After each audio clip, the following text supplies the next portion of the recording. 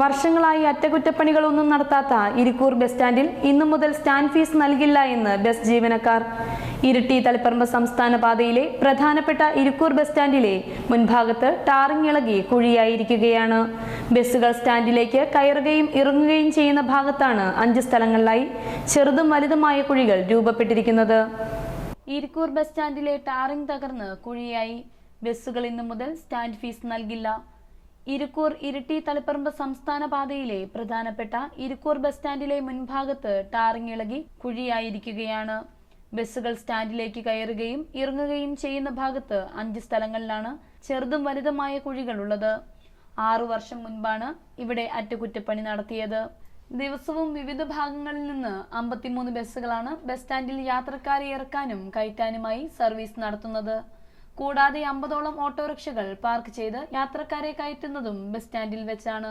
പലപ്പോഴായി നിരവധി സ്വകാര്യ വാഹനങ്ങളും കോളേജ് ബസ്സുകളും 10ഓളം KSRTC ബസ്സുകളും ഇവിടെ എത്താറുണ്ട്. സ്റ്റാൻഡ് തകർന്ന വിവരം നിരവധി തവണ പഞ്ചായത്ത് അധികൃതരെ അറിയിച്ചിട്ടും യാതൊരു നടപടിയും ഉണ്ടാവാത്തതിനാൽ ഇന്നു മുതൽ ഒരു ബസ്സുകാരും പഞ്ചായത്തിന് സ്റ്റാൻഡ് ഫീസ് നൽകുകയില്ലെന്ന് അറിയിച്ചിരിക്കുകയാണ്. തകർന്ന കുഴികളിൽ ചെളിവെള്ളവും കെട്ടിക്കിടന്നത് യാത്രക്കാർക്ക് ദുരിതമാവുന്നു. ഇളകിയ കരിങ്കല്ലുകൾ തെറിച്ചുള്ള അപകടങ്ങളും പതിവാണ്. ഞാൻ ഈ ബസ് സ്റ്റാൻഡിൽ ബസ് വിളിക്കുന്ന ഒരാളാണ്, ബസ് ഏജന്റാണ്. ഇവിടെ ബസ് സ്റ്റാൻഡ് ടാർ പൊട്ടിയിട്ട് 5-6 വർഷത്തിന് മേലെ ടാറിങ് ചെയ്തിട്ട് അതിനുശേഷം ഇങ്ങനെ ബസ് ടാർ പൊട്ടിയിട്ടുണ്ട്. അതിൻ്റെ ഭാഗമായിട്ട് സർക്കാരിൻ്റെ ഭാഗത്തുനിന്നോ ഒന്നും ഒരു പഞ്ചായത്തിൻ്റെ ഭാഗത്തുനിന്നോ യാതൊരുവിധ നടപടി ഇതുവരെ ഉണ്ടായിട്ടില്ല. ബസ് സ്റ്റാൻഡിൽ നിന്നും പൈസ പിരിച്ചെടുക്കുന്നത് അത് നാളെ മുതൽ ക്യാൻസലാക്കുമെന്നാണ് പറയുന്നത്.